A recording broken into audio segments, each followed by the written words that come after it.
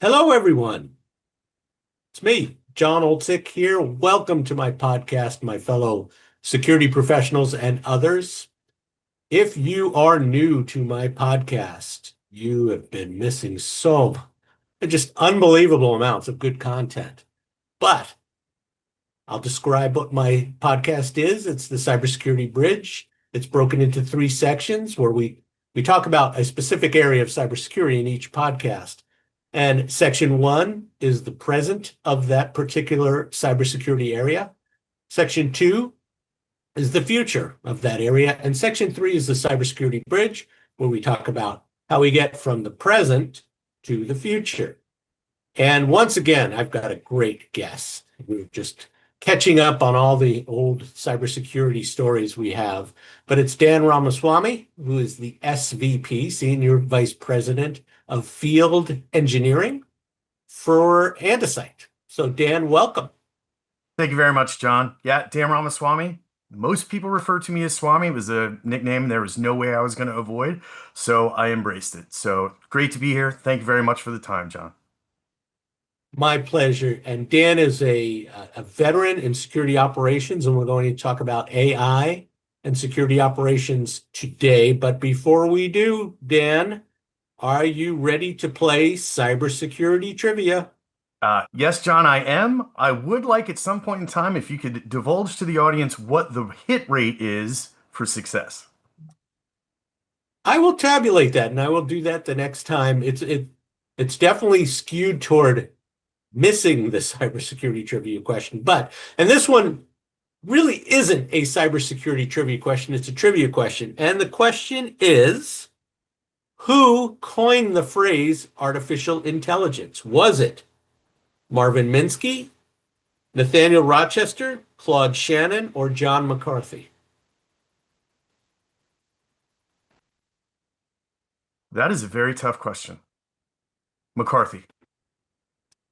Well, you are right. So you are adding to the percentage of people who get this right. Yes, it was John McCarthy. It was 1956. It was for a Dartmouth project. And I think they call them the Dartmouth Four, those four people. And I couldn't come up with a fifth. So anyway, thank you so much for that. And you got it right. So let's get into the topic at hand. And that's really AI and AI in the Security Operations Center. So my first question is, AI in the Operations Center, are we at the stage where it's still a co-pilot, just helping people with generative AI and maybe some prompt engineering or prompt answers to prompts? Or are we at the autonomous phase where we've got agents working on our behalf? We are finally crossing the transition where we do have agents that can operate on behalf of the analysts. But we're still in that stage of kind of disenchantment where there are quite a few questions about trust for the output from those agents. Yeah, there sure are. And so what are those questions and how are you addressing them? Yeah, so the questions really stem from the fact that AI as kind of an information source, as everyone knows, is non-deterministic and security is a deterministic place to operate. So by presenting all of the actions that the AI take, that's the only way that we can ensure that a non-deterministic type of a technology gets to a deterministic answer. So I think that's where we are is kind of the show me what your work is and prove it to me. Security has always been a prove your work type of a place. And we've got the EU AI Act where there has to be human in the loop and you need auditability. Is that influencing buyers? Are they that attuned to what's going on with the regulatory front? Or are they really just looking from a personal or from a corporate perspective on privacy? It's kind of a little bit of both. There's quite a bit of focus on governance and making sure that AI is being used in the proper ways. But there's also kind of the personal kind of, okay, well, my job depends on this, so I got to make sure it's doing exactly what it should do. So there's a little bit of both. I don't know that I'm pretty confident that the legislation itself will finally settle in a place where it's mutually beneficial to the to those that are kind of taking that personal approach as well. Okay. And Dan, I've been, I'm a little bit remiss in not asking, what is Andesite? What's the role that Andesite plays with AI in the SOC? Because, I mean, there's a lot of variation out there. There is, and our core tenet is really that the human should always remain on the loop. The human should be a part of the process at all times. In fact, not just part of the process. The agents and the models themselves should always expose every single step. In fact, we coined the phrase evidentiary AI because we truly believe that the evidence of what the AI has done, kind of the show your work, if you will, is super important for the analysts to feel the confidence that they need to understand what the AI is doing so that they can say, yeah, this is it. This is the answer.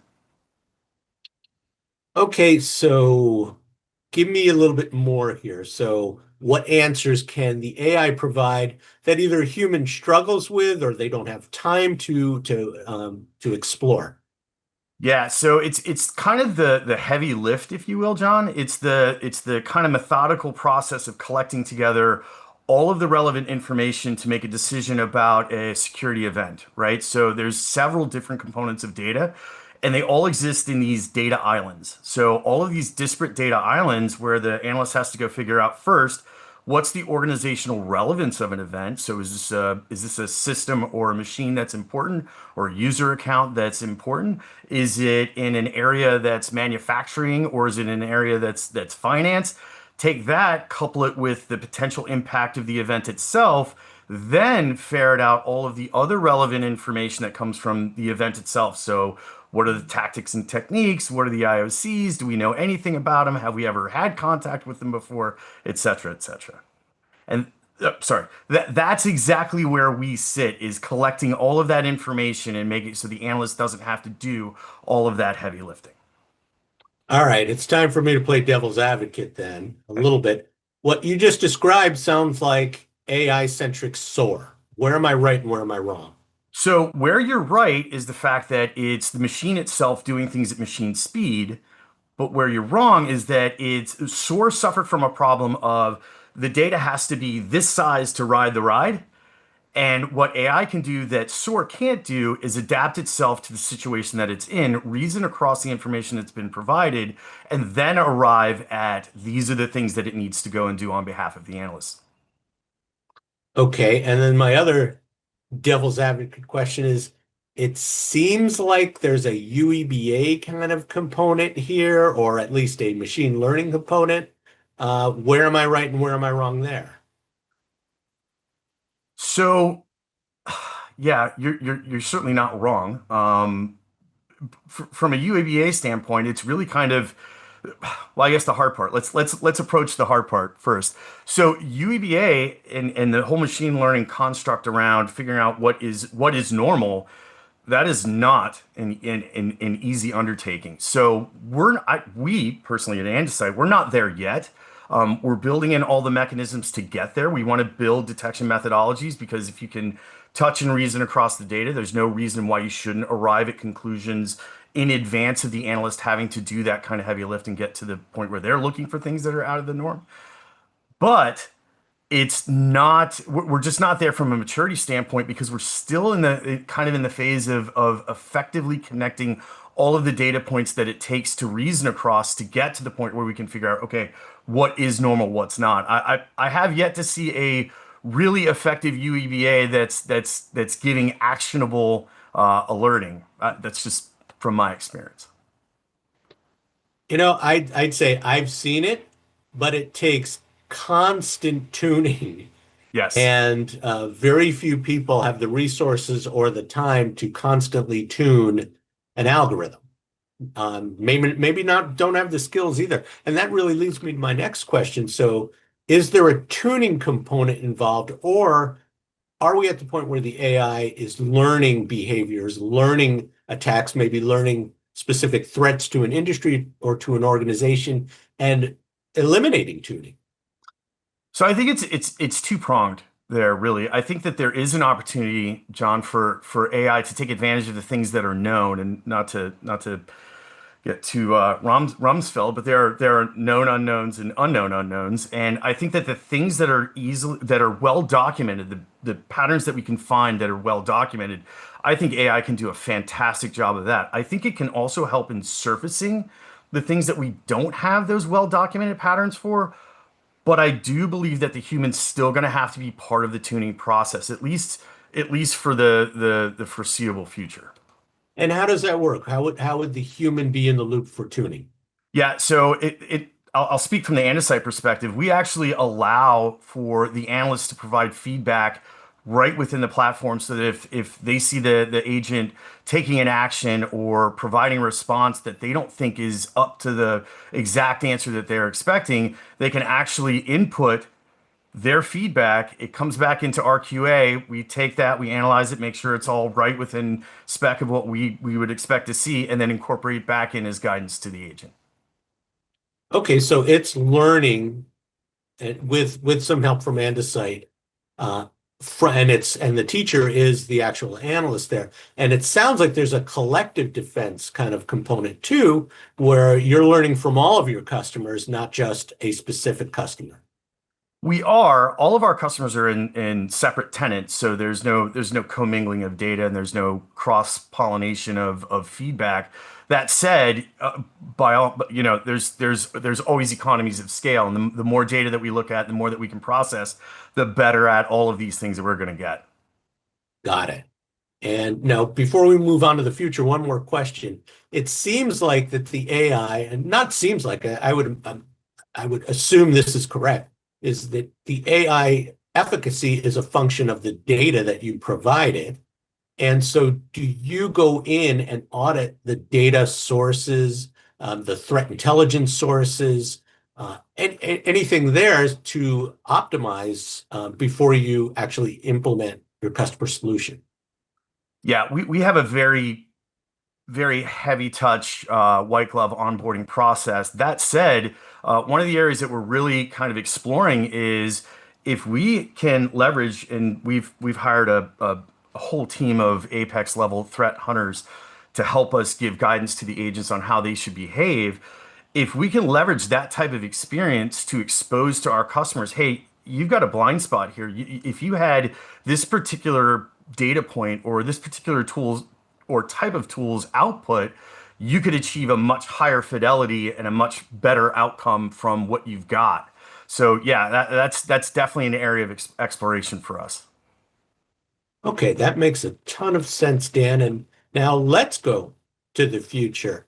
And I'll start with a question that really dovetails off what you just said, and that is, in the future, will there be a community aspect to this? So you just talked about Apex level threat hunters.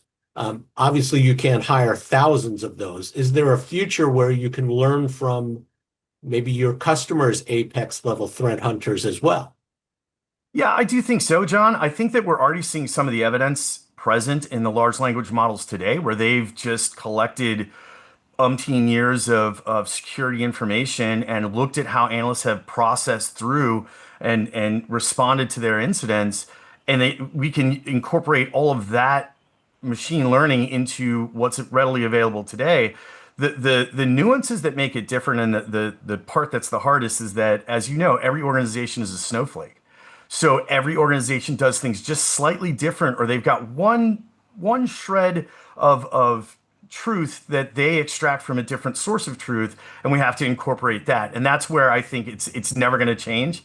And I think that that's where we can get to the point where maybe, with the collective intelligence of all of the organizations, maybe we get to a point where everybody gets to share in the sources of truth that are most relevant during investigation. Okay, that makes sense. It's my takeaway is that AI in the SOC today is about empowering a tier one analyst, and I think that's reflected in some of your marketing material. So, how much empowerment, or how do you measure empowerment today, and in the future, what improvements can I anticipate? Yeah, that is a great question, John, and it's one that probably doesn't have a really short answer, but one I'll try to be as succinct as Well, possible. go ahead.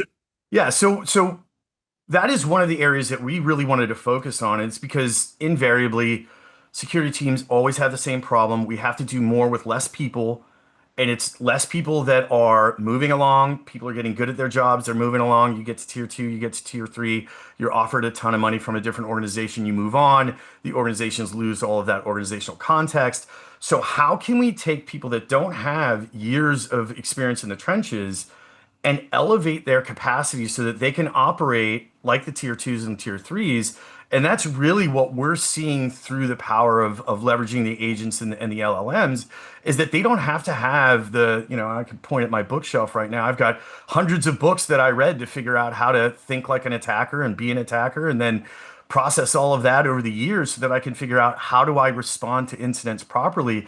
We don't have the time to spend to train people like that anymore. So that, given that, how do we up their ability to the point where they've got the equivalent of those years of experience? And really the way to do it is sit an agent-based mentor on their shoulder that's 24/7, that doesn't get irritated with the questions that seem trivial, answers their questions and puts them on the path to getting to the outcome and the evidence that they need during analysis. Okay. I don't know about you, but Copilot and Gemini do get annoyed with me. I don't know. It's just me. But I've made GPT mad. so in the future, I'll take a step back. In the Copilot stage, we'd get some information about alerts or a timeline that equaled an attack in progress, and maybe some suggestions on what to do next.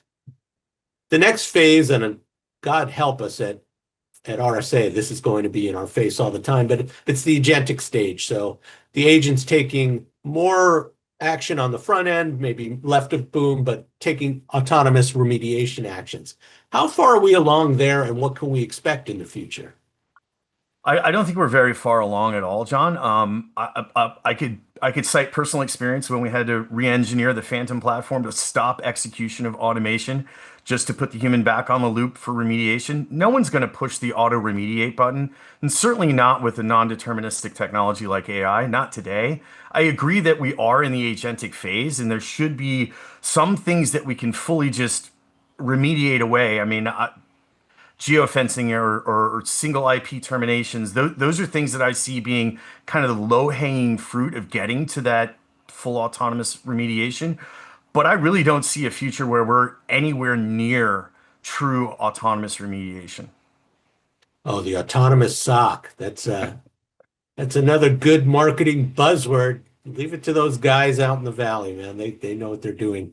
Um, so another comment on this too is like when we start taking autonomous action as a security organization, aren't we stepping on IT operations tools, and don't we need integration with tools like ServiceNow to really do this in the politically correct way? The ever-present layer 8. It's unavoidable, John. Yeah, to your point, remediation spans several different silos within an organization, and you've got to have the buy-in from all of those different individual areas for that type of action. Again, you're evidencing my point that I don't think full remediation is anywhere in the foreseeable future because of those reasons. I mean, who's watching the watchers? Who's checking the checkers, right? Exactly. And it's an organizational thing, it's a cultural thing, it's a historical thing. Now, I do believe in disruptive innovation, as Andy Grove talked about. Um, but when you talk about technology and culture, it's difficult to move on sometimes. But that's another topic for another time. Um, what about the fact that, I mean, you're the AI SOC add-on.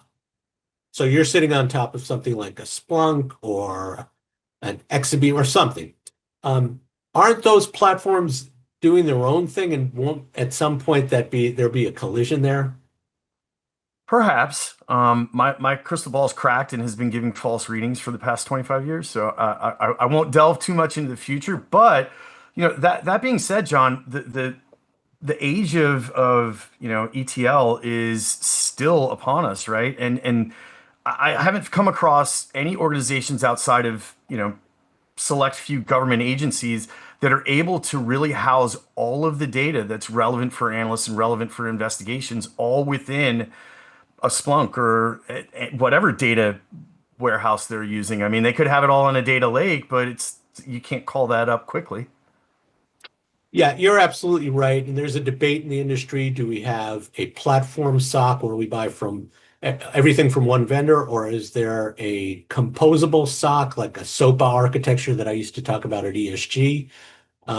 We'll see, but I do want to say, CISOs, if you're watching this, be open-minded because buying everything from one vendor may be financially beneficial, but not doesn't produce the efficacy that a specialist like Andesite can provide. So with that, let's move on because we're just beyond our 20-minute mark here. Let's move on to the cybersecurity bridge, how we get from the present to the future. And so you are in field engineering. And so if I'm a CISO and I say, all right, Dan, what metrics should I use to not only judge your performance in the short term, but also in the longer term? Thank you so much, John. I've got a bit of a hypothesis here. I think one of the most important SOC metrics that we're going to get out of the agentic age is how far can a tier one analyst take an investigation or take an event before they have to engage a tier two or a tier three. And I think that metric is very, very telling because it allows the tier twos and tier threes to focus on things that are much more important, proactive security, hunting, those types of activities, rather than, okay, you brought me this single line item event. What are the corrective actions that need to be taken, let alone what is the supporting evidence around it? And if a tier one can collect all of the relevant information, provide a timeline, give the remediative actions that should be taken, alleviating the tier twos and tier threes from all of that heavy lift, I think that you're going to start to see a whole lot more proactive security. And I think that metric becomes super important. Okay. Now, obviously, the bad guys have AI as well. And so the kind of emerging trend is low signal, long dwell time type of attacks. So we used to call them low and slow. Um, what what challenges does that present for Andesite and AI-based SOCs, and how do you overcome those challenges? Yeah, I'd say the biggest hurdle to overcome there is just that it's the classic data problem, right? I mean, the volumes of data that it takes to solve that problem is huge. It's massive. To find the low and slows, the ones that are hidden very, very well. That said, once we get good at connecting all of the data islands together, I think that question becomes a little easier to answer because invariably you're going to have to go to things like switch and router logs, which tend not to be housed in SIMs. They're out in data lakes for historical purposes, but they're never readily apparent when you've got this one thing that looked a little odd. So I want to chase the rabbit down the rabbit hole and figure out, okay, what else do I see? It's a heavy lift to get to the point where you can look at just collision layer logging. Yes, and that's one of the arguments for composable security operations or SOPA is that there's so much data, it's all relevant for security, but you don't really want to duplicate it and move it around and pay for that storage. So that's a good thought. What do you see as the future progress in identifying real attacks and identifying false positives, and how will AI play in that? Yeah, I think that's an area where AI really can shine because of the ability to reason across all of the data it's been given. It can look at all of the aspects. As long as it's been given the proper guidance, I think getting to the point where a false positive is identified, which honestly, John, with my history at SourceFire, we could talk about what a false positive is for probably 14 hours straight. But that said, having all of that context the agent itself can present the analyst with all of the relevant information. I'd still say that, at least in the near term, it's still on the analyst to make the decision as to whether it's a false positive or not. I think AI's strength is in collecting all of the information that's relevant from all the different sources. Good answer. Yeah, and you're right. You couldn't be more right.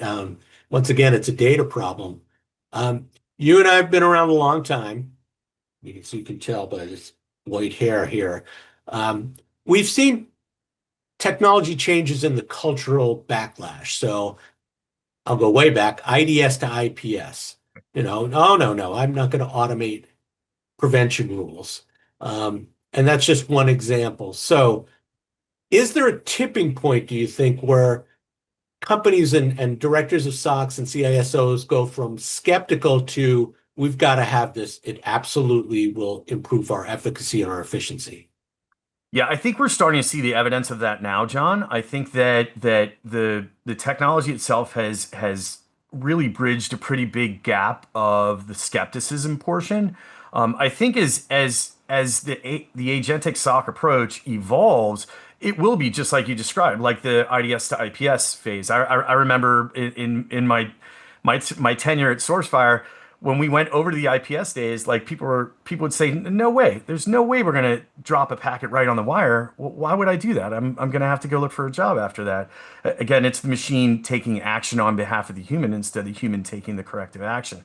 That said, I think that as confidence increases and we cross that skepticism chasm, I think we will get to the point where maybe still not deterministic, but given enough context, a real decision can be made, and we could finally get to the point where we say, okay, that's low-hanging fruit enough. There's enough context. We've definitely defined that well enough that the circumstances when they provide or when they present themselves, we can take that type of an action. It's just, again, I don't think we're there yet. No, we're getting there. I'm confident we're getting there. And in getting there, so you think of security, you think of logs and events and threat intelligence and the things we've talked about. But there's so much diversification in the IT infrastructure now, healthcare versus manufacturing versus retail. How does that play with AI's ability? In other words, does AI really have to learn a particular industry to be as effective as it can be? There are nuances, certainly. In fact, we've got some financial customers that have come to us and said that they've looked at agentic solutions that told them as a financial organization they were laundering money. So you had to be able to tell the agent, "Hey, I'm a financial organization. What looks like money laundering is normal bank transactions." And so I think there are some nuances to understanding the operational environment. But I think that we could probably skin that at a pretty high level. In fact, we built in the ability to say, "Hey, listen, this is a financial institution. What might look like money laundering probably isn't." Yeah, and I imagine that's part of the setup as well, is the pre-sales or the pre-installation checklist of what devices do you have on the network, what type of traffic and protocols do they generate, what's their normal behavior, all those things. Absolutely. Yeah. What behavioral patterns look normal, right? Back to your UEBA type of a scenario. Yeah, and as far as financial services companies not being money launderers, sure you're not. Yeah, we read the papers, we know. Um, What about we touched on a little bit about compliance. Is there a compliance component that you see as a little bit of a hurdle to overcome for the AI SOC? Um, Not really. We took a very high compliance approach from the get-go. In fact, we're FedRAMP in process. We've got several ISO certifications. We took the approach of let's do the high road first. Let's work in these high compliance environments first, the highly regulated areas.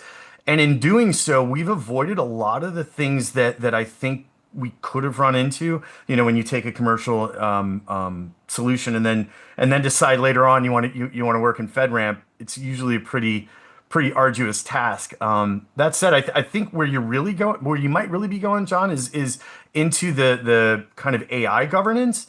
And I think that we're starting to see a lot of focus on that. And I think that oh, you brought up the EU. I think that it's going to end up being in the hands of the organizations themselves more so than kind of a larger oversight, legislation or what have you. Yes, and I'm talking to a lot of companies in the AI governance area. Once again, you won't be able to cross the street in San Francisco without seeing something about AI governance at RSA. Um, but yeah, I agree that's part of it. I think compliance has to catch up, and we're going to make some mistakes. But I think it's there, and if I and rightfully so, a CISO should be asking about that. Um, so we've had a good flowing conversation. This has been a lot of fun, and I could go on and on. But let me ask you the question I ask every guest, and that is, if you were well, you are speaking to my audience, think of security professionals, CISOs. What's the one piece of advice you'd give them on the future or the implementation of AI SOC? Yeah, I would say we're really quickly entering the time of adoption, and it becomes increasingly important. Again, like I said earlier, we're all being asked to do more with less, and by more with less, it's not replace the people. We need the people. The people need to be on that wall. And that said, AI can certainly elevate the capacity and capabilities of your teams. In fact, I was just listening to CNBC the other day, and there was a bit from Meta. Their developers have increased productivity to the tune of 80% at the individual level. If we could increase security operations output to the tune of 80% at the individual level, maybe we get to the point where we get through the P3s finally. Yeah, I agree. I'm not sure how Meta measures that, but it's there's no question we can get to greater efficiencies. And then the one, and I've repeated this many, many times on our podcast, but the one piece of advice I'd add to what you said, Dan, is for CISOs, directors of SOCs, security analysts, be open-minded, be curious. This is going to happen. So avoid sort of cultural and even educational biases and cast a wide net, another analogy, but cast a wide net here because this technology is real and it will help you if you implement it correctly, if you have the right data sources like we talked about. So Dan, thanks so much for being a guest on my podcast. You were great. Thank you so much, John. I really appreciate the time.